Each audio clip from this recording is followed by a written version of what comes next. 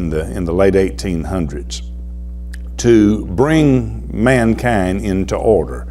It was an attempt to create a special kind of man. It was an attempt by a certain group to weed out anything that they deemed to be inferior, to weed out anything that they believed to be less than what the particular groups in power thought should be. And so they would determine who was sick, who was mental, and who was fit to live, and who was not fit to live. And they would do this for the good of society in their minds, and as they would present it, they would do it for the good of society and for the good of mankind, to weed out all of the misfits, to weed out all of the no-goods, and to just have a world, well, as close to perfect man as we could possibly have by genetically engineering and by breeding the most capable among mankind. Now, many of you think right now, well, this is Nazi Germany that we're talking about, or this is Adolf Hitler. Well, you would be half right. It is, in fact, Nazi Germany that we're talking about, but it's not Adolf Hitler. This system of control and this system of power was before Hitler, and it is actually what brought Hitler to be, and it is the science, so-called science, that was behind Adolf Hitler and his attempt to create a genetically superior race of mankind and to eliminate all that was not. Now, as we eliminate mankind and as we pick and choose who it is that stays and who it is that goes, it becomes very simple. Who is it that is in power, and who is it that is judging who's fit and who's not fit? Who is it that judges who is stable, who is sick, who is mentally well? What if the people who's judging, what if the people who's setting the norms, what if it is them that's sick? You then could see how this could be great trouble. For a quick example, let's say that you have a power base that is steeped in Christianity, and Christians are now making rules of who is mentally ill and who is not. The Christian then, as a power base, will determine that the homosexual is mentally ill. And until just a few years ago, it was considered a mental illness. But let's say that the homosexual becomes the power base. Then the homosexual sees themselves as not sick, and they will deem the Christian to be mentally ill. There is a group in our world today who already believes that here in America. It was expressed just not long ago on one of these ignorant television shows that consumes and wastes humanity's time, this Joy Behar, as she insinuated that Christians was mentally ill if they talked to Jesus and then heard Jesus talk back to them. It's one thing to talk to Jesus. It's another thing when Jesus talks to you. Exactly. Okay, well, that's different. This group in the 1800s was seeking power, and they were seeking it by force. They was institutionalizing human beings that they deemed to be unfit. And the philosophy behind it, as was stated by one of the leaders, was this: that through strong, painful impressions, we capture the patient's attention and accustom him to unconditional obedience. What this bunch was doing in the late 1800s that led up to Adolf Hitler was they was forcing mankind into submission. Hitler then employed this. It became his particular method. He borrowed from this group of which I'm talking about, which I will reveal in a minute. He borrowed from this group their methods. These people came to be known as psychiatrists. seeking for a professional name, seeking for a scientific title. These people who had no science, and today has no science behind what they do, what they teach, and the methods of which they use to bring individuals under control. They called themselves psychiatrists. That then gave them an official sounding name. It then created a false science. They became psychiatrists. The word comes from two different words, and it means soul doctors. They were the doctors of human souls, that component of humanity that belongs to God, that component that I've shared with you many times over, that if anybody possesses even one part of it, they will control the human race. It is made up, the human soul, of your mind, your will, your emotions, and your intellect. These people deemed themselves to be psychiatrists. They were the soul doctors.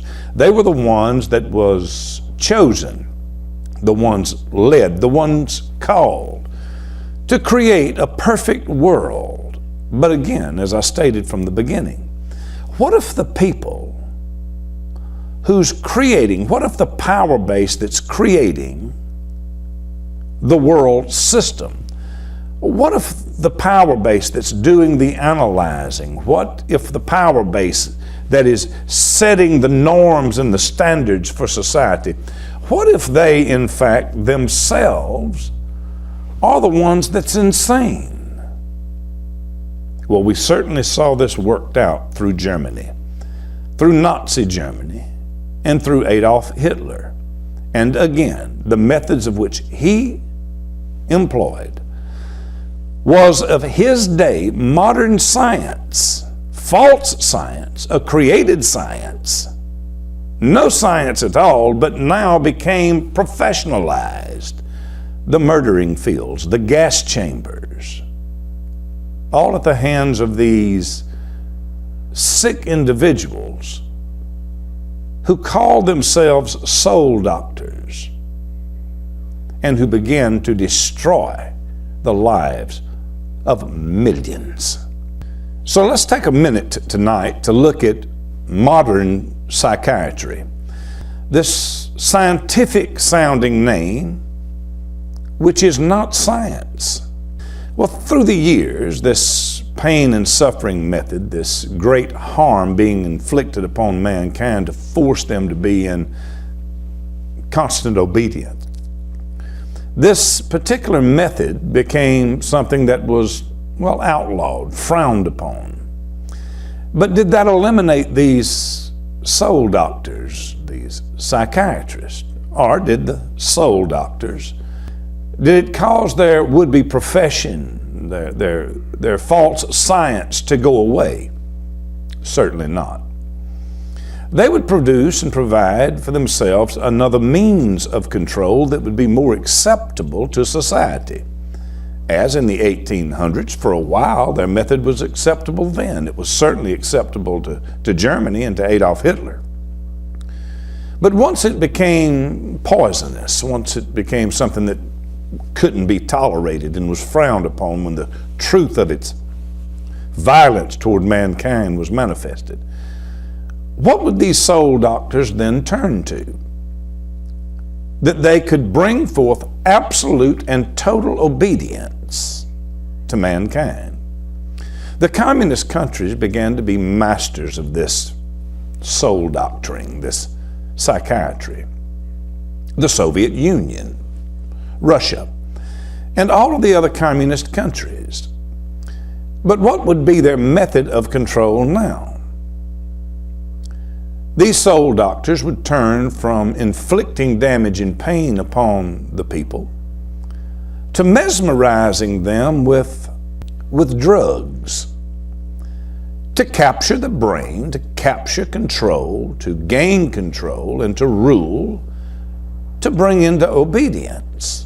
The soul doctors of the Soviet Union saw and realized the power of this new method, of these soul doctors. So much so that they publicly stated in the late 50s and early 60s, communist Russia did, that they would conquer the United States of America without ever firing a shot. And they would do it by using three particular methods: sex, drugs, and rock and roll. That is what they said. Could those actually be weapons, and maybe even more powerful in the long-term effect than nuclear bombs? Could that actually be a weapon that one nation would actually use against another nation? That we will bring down the mightiest, the most powerful, and the most Christianized nation on the face of this earth. We will bring them down, not by dropping bombs on them, but we will bring them down by sex, by drugs, and by rock and roll. The rock and roll would introduce the drugs.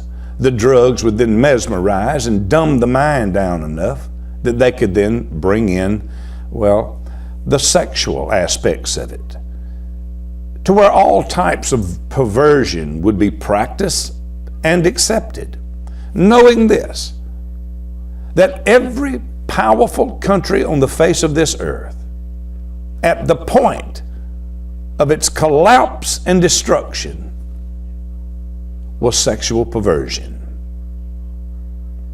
So the soul doctors went to work, and the soul doctors are hard at work now. They call themselves psychiatrists. But psychiatry is neither science, nor does it work. So before we get into the false science of psychiatry, what does the Bible say about this? Did the Bible give us warning? Did God, through His Word, give us warning of these would-be soul doctors and the effect of which they would have upon mankind, especially in the last days? It certainly did.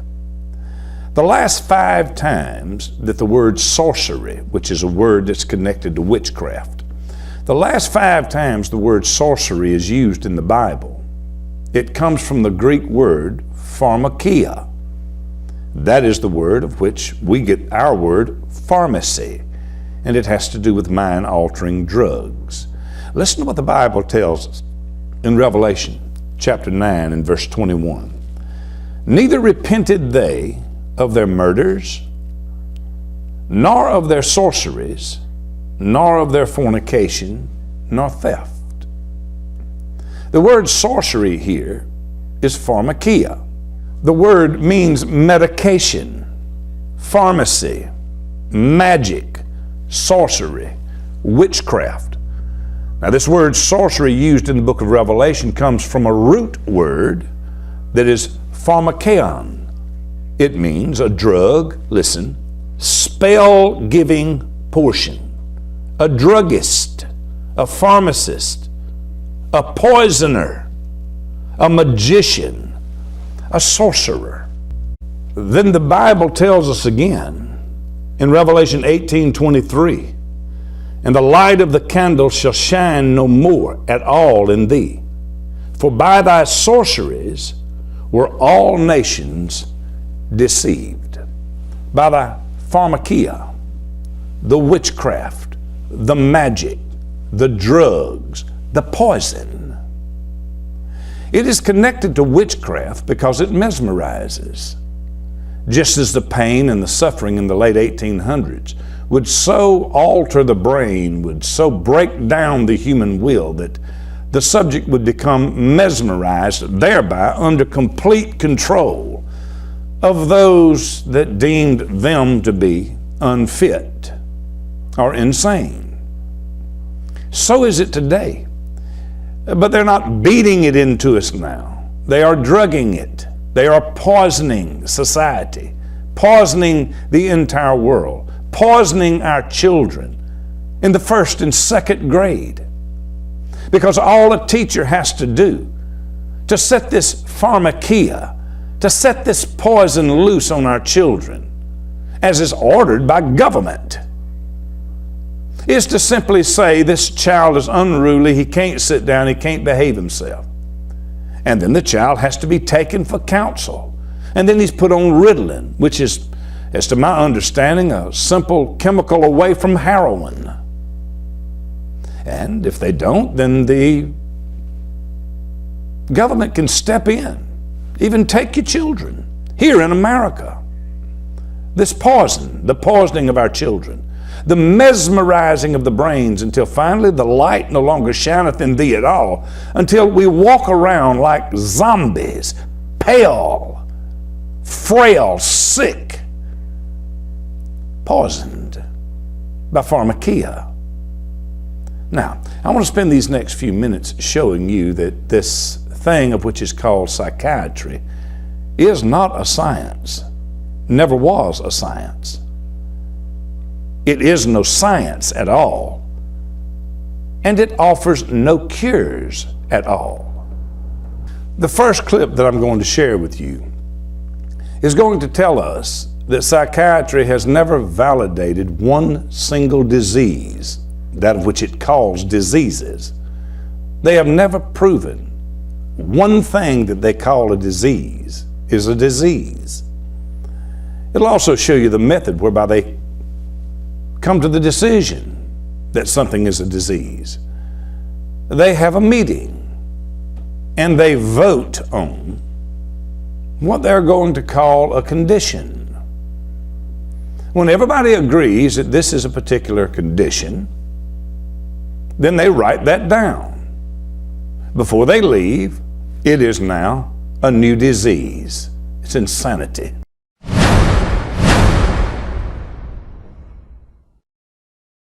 Psychiatry in all of this time doesn't have one case report of one disease validated, not one.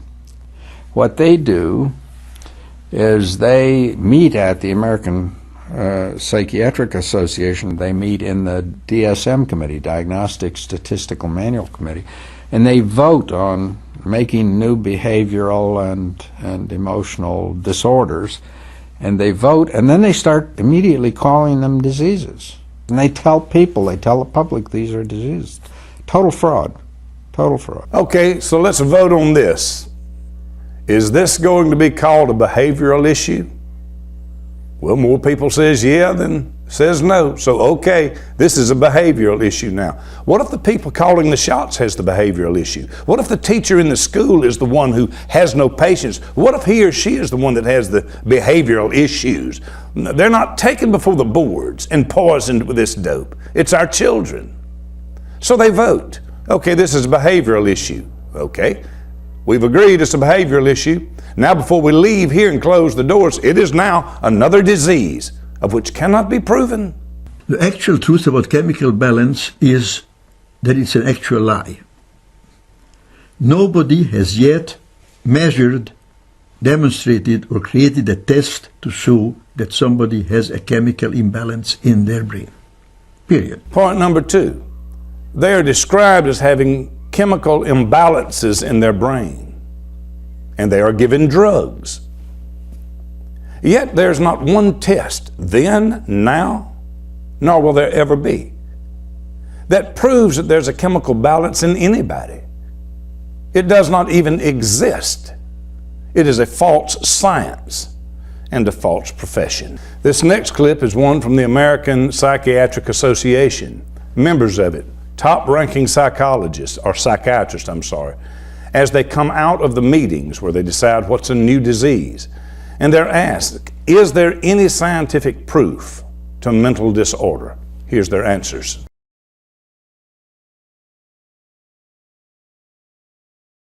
There are no biological tests for any mental illnesses that I'm aware of.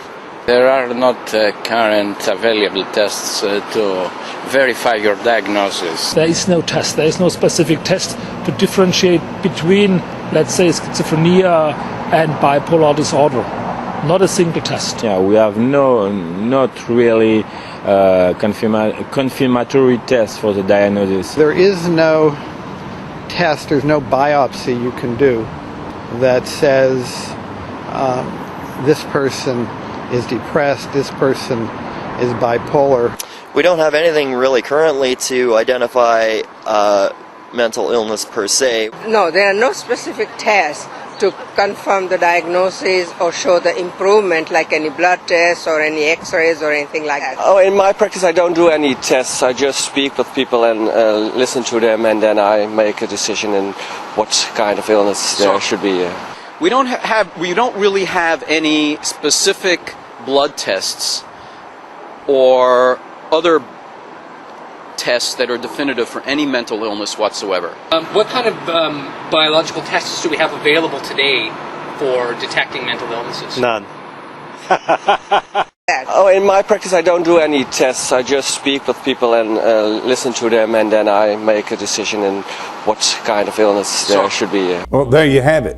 I don't have any scientific proof to back up anything that I know or that I'm given. I just listen to the people, and then I decide what condition they have and what poison I need to give them.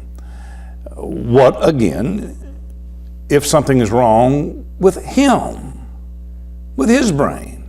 So, peddling out this dope to our children and to America as a whole, peddling out this dope is not based on any science whatsoever. There is no science to support it. No science to support chemical imbalance. There is no science to support any of the calls that these soul doctors make. Then those at the American Psychiatric or the Psychiatric Association, when they're asked the question, how many people have you, speaking to the psychiatrist, how many people have you cured? This is their answer. How many patients have you been able to cure so far? I would say one. How many people have I cured? Well, there are no real cures right now in psychiatry. The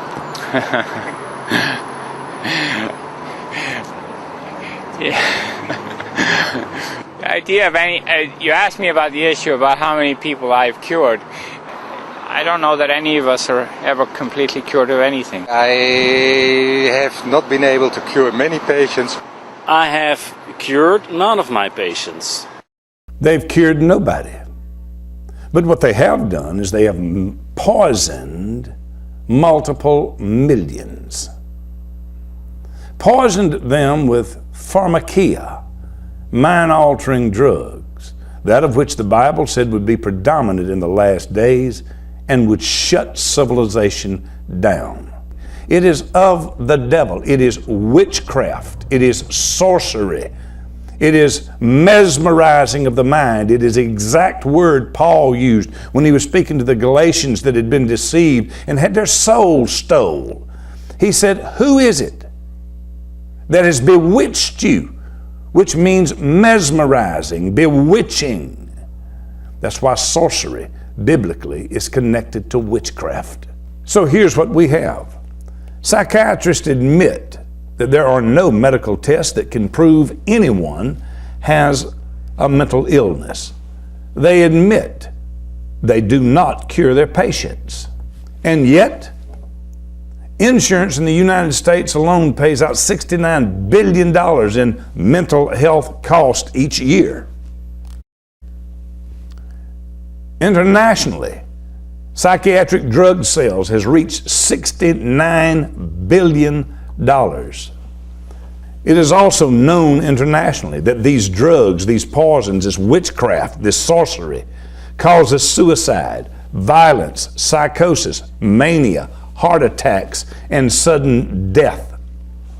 1 in 3 Americans are now taking these medications with depressive side effects. This is a depressed nation, a depressed world. That the large majority of it is centered and anchored right here in the United States of America. It is our children. It is our men. It is our women. And once again, oh bad, evil Donald Trump, the minute he came into office, immediately began doing something about this witchcraft, this sorcery, this drug epidemic that is literally, as the Bible warned us, turning the lights out in our souls.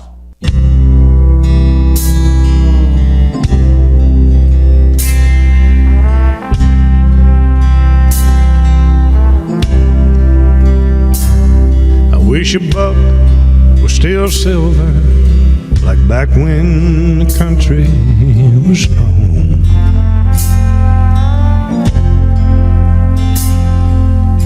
Back before Elvis and before the Vietnam War came along.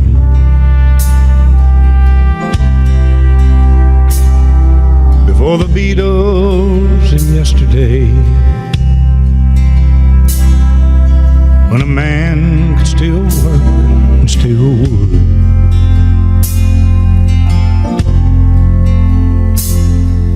Here's the best of the free life behind us now. Are the good times really over for good?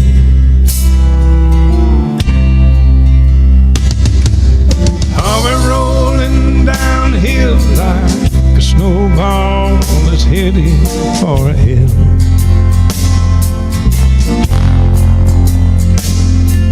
With no kind of chance for the flag on the Liberty Bell.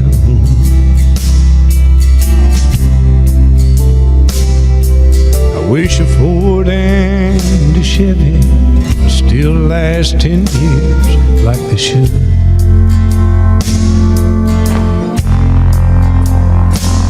Here's the best of free life behind us now. Are the good times really over for good?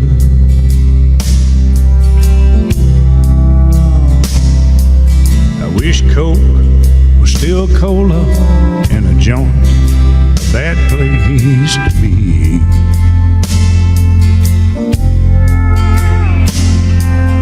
Like back before Nixon lied to us all on TV.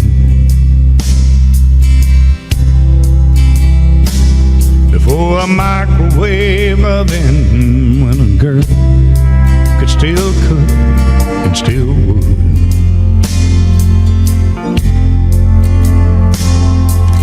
Here's the best of the free life behind us now. Are the good times really over for good?